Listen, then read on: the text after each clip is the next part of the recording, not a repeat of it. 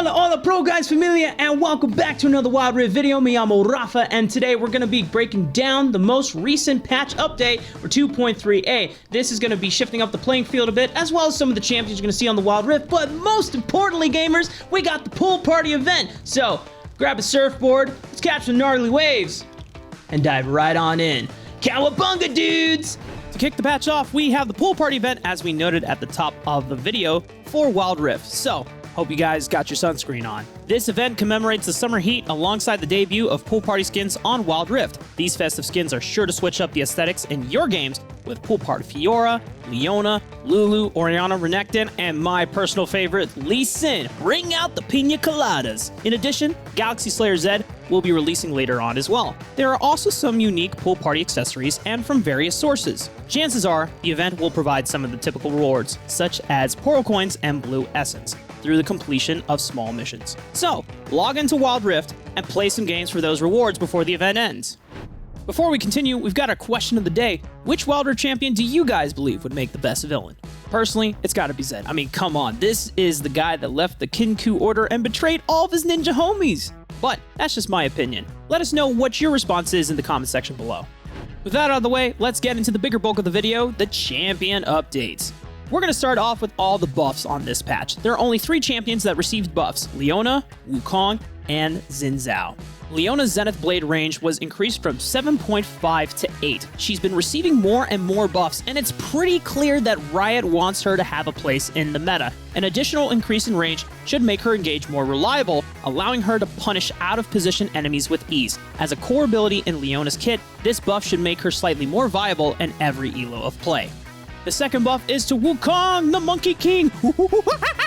Okay, that was a little over the top, but what's not over the top is his performance in the Baron lane, because he's kind of struggling right now. Despite the buffs in patch 2.3, his trade potential is, to say the least, a little lackluster, especially when compared to champions like Fiora and Riven. Without enough consistent damage and relatively long cooldowns, he just does not have enough strength to rely on in lane.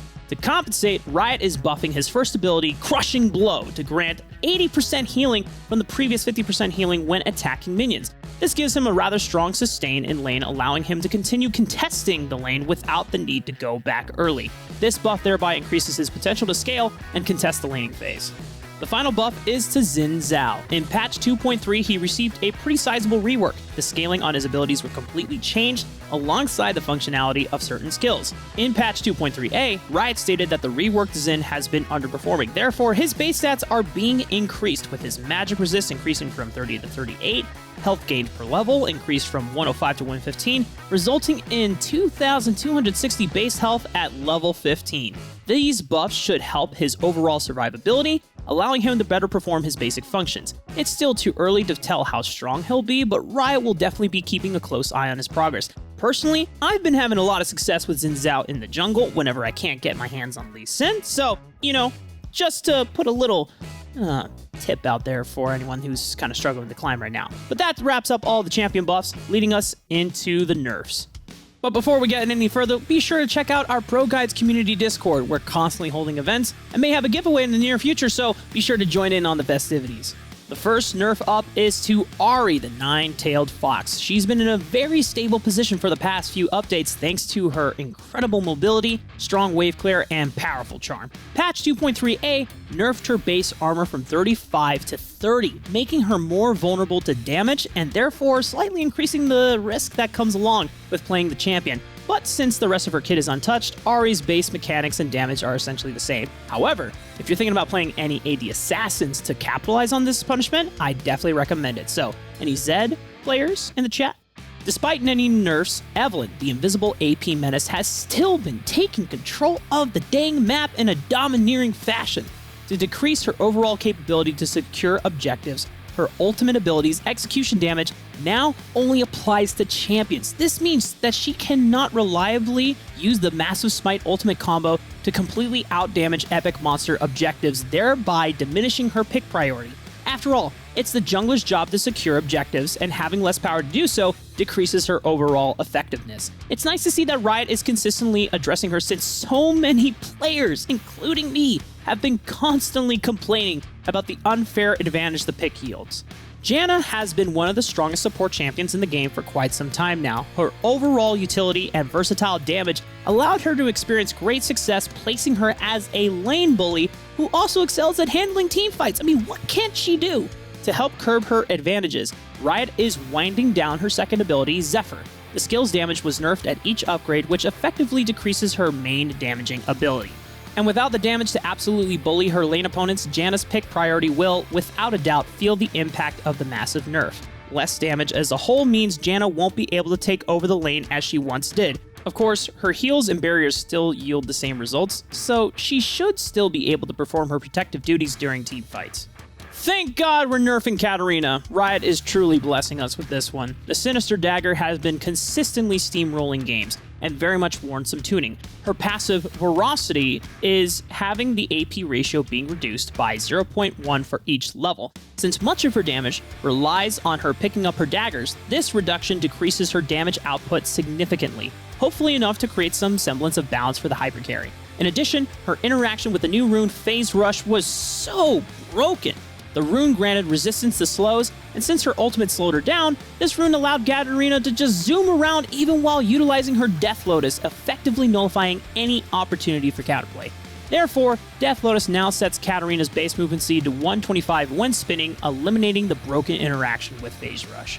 If you want more information on runes, be sure to check out our recent rune tier list video that we just put out. It will outline the benefits and viability of each rune, granting insight on how to utilize them to their fullest extent.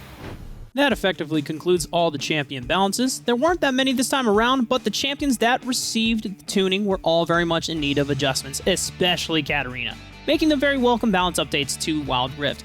Hopefully, these changes will be effective and create the proper change that Riot planned for, but of course, there are still incredibly powerful champions that remain untouched, such as Fiora. I'm sure that Riot has some plan to address those champions in the near future, so let's do our best to believe in them. The next topic up will be the changes in other aspects of the game balance, starting with items.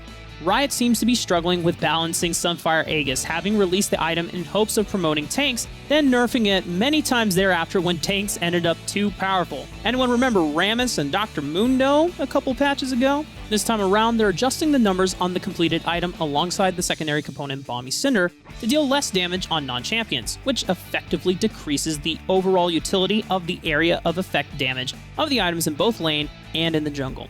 Both now deal only 25% of the item's damage to minions and monsters, which significantly decreases wave clear. For junglers, this means Balmy Cinder will provide less utility, since clearing the jungle fast increases a jungler's ability to rotate within the map and therefore take control of it. This nerf diminishes the Sunfire Aegis and Balmy Cinder items' priority. The same analysis can be made for the Baron lane in regards to wave control. But since Baron laners are more often in contact with their lane opponent and therefore still find use for the area of effect passive, the nerf impacts the junglers more heavily. The other item that received some tweaking was Winter's Approach, which is probably the least built tier item in the game.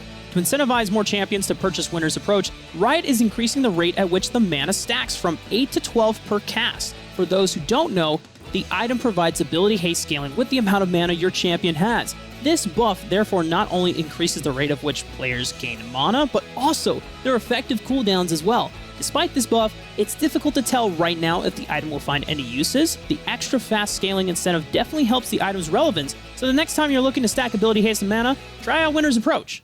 Next up are the Summoner Spell changes. Ignite's cast range has felt a little awkward for ranged champions, often barely out of reach during pinnacle moments. To address this, Riot has increased the spell's range from 5.5 to 6. This should allow more versatility with the Summoner Spell, allowing for casters to utilize the spell without having to walk dangerously close up to their targets. Many junglers have been mana hungry when without their blue buff, and since blue is a resource sought out by almost every carry in the game, junglers have often found themselves to forcefully retreat home to replenish their mana supply rather than roam the map and increase their impact on the game. Therefore, Riot is adding a new passive to the Smite Summoner spell, allowing the user to gain 4 mana per second when in the jungle or in the river. Thank you! Thank you! Yes! Sorry, as a jungle main, I gotta get that out. This is actually a huge change and will definitely help many mana-reliant junglers. Riot stated that they'll be keeping a close eye on that particular update. That's all the Summoner spells, leading us into system changes.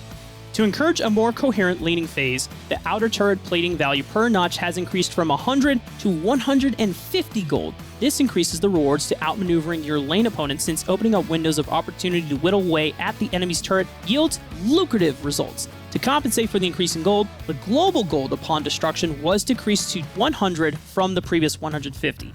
Hopefully, the change addresses the issue with the global map steamroll that has been plaguing many of the games, creating a game where the laning phases seem more independent from one another. Many junglers know that only some of the jungle camps are worth taking. Gromp and Krugs just simply take too long and don't provide enough money to compensate for the lost time that could be spent roaming the map. Riot is adjusting the health of these camps to make it less of a trap to spend time clearing them. Gromp's health has decreased a whopping 300 health from 2500 to 2200, Ancient Krug's health decreased from 1600 to 1200, and the normal Krug decreased from 600 to 500. These changes should significantly decrease the clear times and therefore should provide incentive for junglers to sacrifice a roam to farm up some much needed gold. Junglers as a whole typically either snowball and take over the game or fall off of the face of the earth with very minimal opportunities to farm up into the game. This is why I love playing Lee Sin so much, because I have so much agency to be able to impact the map, and if I don't, then that's on me and I guess I'm just out of the game. But there's always next game. This specific change should help mitigate that and hopefully bring more of a back and forth in your games. So maybe we'll see some more farming junglers that are able to come back into the game as well. A lot of these changes seem to be directed towards the jungle. The smite changes, nerfs to Sunfire Aegis, the jungle camp health decreases, and even the additional gold from turret plating. It's hard to tell exactly what will result, but without a doubt, junglers will now have more resources to take advantage of. Here are the free-to-play champions for this patch. For the first week, we've got Alistar, Diana, Draven, Ezreal, Aurelia, Orianna, Rammus, Riven, Soraka, and Xin Zhao. And for the next week, starting on June 24th, we'll have Braum, Corki, Darius, Evelynn, Katarina, Kha'Zix, Leona, Malphite, Seraphine, and Xayah.